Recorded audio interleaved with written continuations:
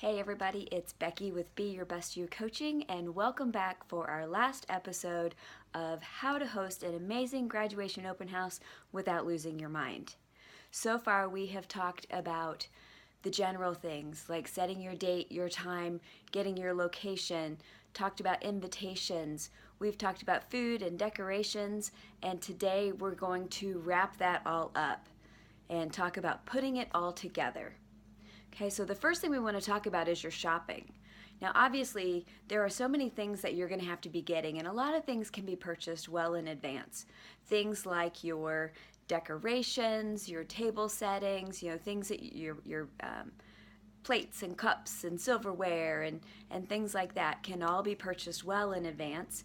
And I always recommend going to places like Party City or your party supply stores, the dollar store, places like that, because these are things that are typically going to be thrown away and you don't really want to spend a lot of money on them. However, if you want your party to be a little more elegant, depending on what you're planning, they do have some nicer tableware at places like Sam's Club and Costco. I mean, you can also get those at the party supply stores too, but for the larger quantities, if you are having a large party, that's the thing. With open houses, you never really know for sure how many people will be there because people are constantly popping in and out, and you're doing it over at least 2 or 3 hour period, so you kind of never really know. So it's always best to be prepared just in case. But so anyway, you can get that stuff well in advance, and especially if you are doing a lot of DIY decorations and things, you don't want to be waiting until the last minute to purchase those items because you're going to be super stressed out trying to get all of those things put together as well as the rest of your food and all of that stuff. So just knocking those things out ahead of time just makes it easier. As far as your food, usually the non-perishable things, I'll go ahead and start getting those things early and watch your sale ads and get them at a discounted price if you can. But usually for produce and like my fruit and those kinds of things and veggies, I will wait until just a few days before the open house, and then I'll come home, wash those up, get them cut, get them all ready to go within just a couple days of the open house so that they are done, they're taken care of, and they're ready to go. Now, one thing to keep in mind is if you are trying to work on a budget, be sure that you're tracking how much you're spending on all of these different shopping trips if you're spreading it out over a long time, because you want to make sure that you're not going way over, and if you are doing little bits and pieces here and there, sometimes it can be a little easy to go over budget. So as far as your food prep, this is always, we talked about how important the food part is, and so it's a big part of the party. And so as much as you can do ahead of time is going to set you up for success. And we mentioned things like cookies, those can be done well in advance, stored in your freezer, bring them out the day before, let them thaw out. They'll be great for your party.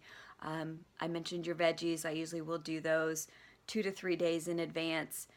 Side dishes, a lot of those can also be made 2 or 3 days in advance and stored in your refrigerator, and then be ready for baking or heating if they need to be hot dishes, and you can do that the day of the party.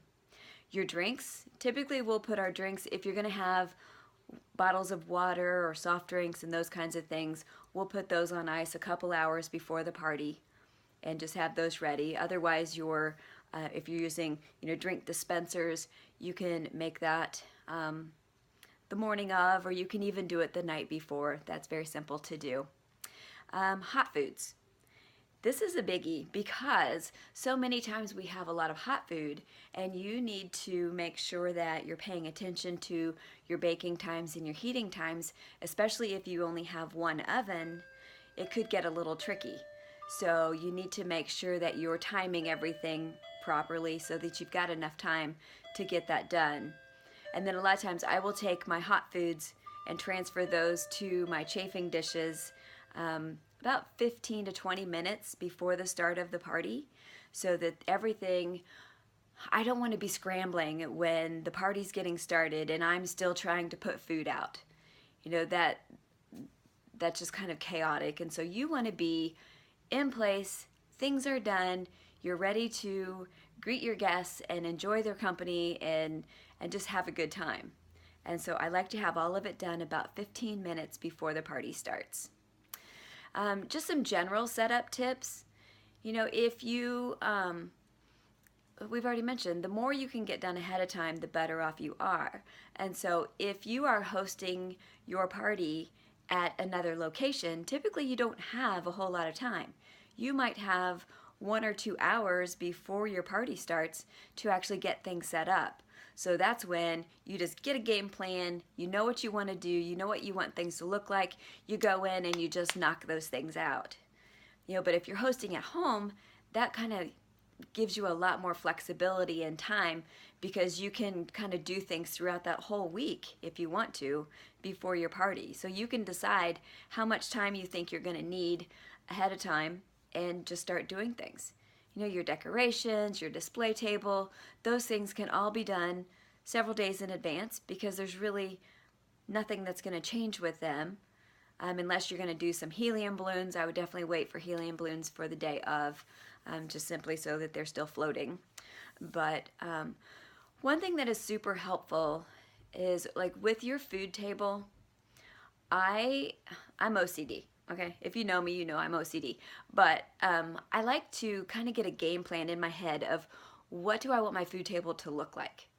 And even the night before, I will go ahead and I already know what serving dishes I want to be using.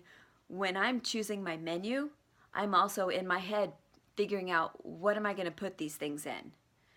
Do I need chafing dishes? Do I need bowls? Do I need plates? Do I need my dessert stand? Just different things like that, so that you have it in your head of what you're going to need, so you have it on hand and you're not scurrying at the last minute to try to find things or borrow things or buy things. But then, as far as, I like to figure out what I want my food table to look like, how I'm going to lay things out, what's going to be the best flow for people as they come up to get plates of food and that kind of thing. So I will even go ahead and set those things up the night before, so that then it's just a matter, the day of the party, we just come in and we start filling bowls and plates and chafing dishes, and then you're all good to go. Okay, so again, the more you can do ahead of time, the better off you are. Now, with your outdoor things, if you're going to have part of your party outside, if you're going to have seating and tables and canopies and things like that, those are totally dependent on the weather. If your weather is cooperating and it's not super windy, you can set those things up, several hours before the event if you want to. If it is going to be windy and you've got some decorations or table decorations or anything like that, you might want to hold off until the last minute on that part, but go ahead and get your chairs and tables and that kind of thing going. Some other helpful hints. I'm really bad at this, but recruit people to help you. That is like the best tip that I can give you, because honestly, you don't want to be running around crazy and not enjoying this day. You've worked so hard for this day to come. You've worked 12 years to get your kid through school, and you've worked hard to get this party together, and you want to be able to enjoy it. You don't want to be running around like a chicken with your head cut off trying to take care of everything yourself. So if you can recruit some friends, some family members, just to ask them, hey, can you help me keep an eye on food? And if you see something running low, can you just refill those bowls or replate things or pull things out of the oven, to restock chafing dishes and that kind of things. If you can do that, that's a huge help, huge help.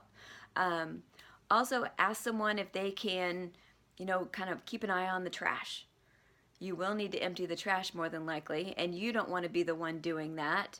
So if you can get people to help you, that's a great thing. And then here's the biggie.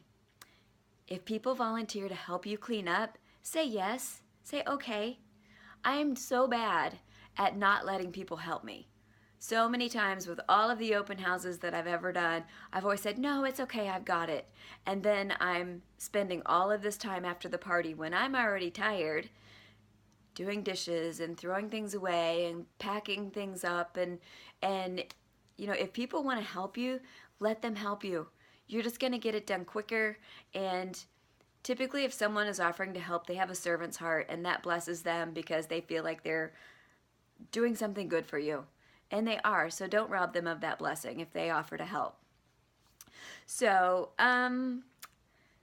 really, I think that's about it. So I just want to say thank you so much for tuning in to this last week, and I hope and pray that you have found this helpful. And I am super excited that you're hosting a party, and I pray that everything goes fantastic for you and you do have that amazing open house. And congratulations on having a student that's graduating, and for all of your hard work and for being a great mom.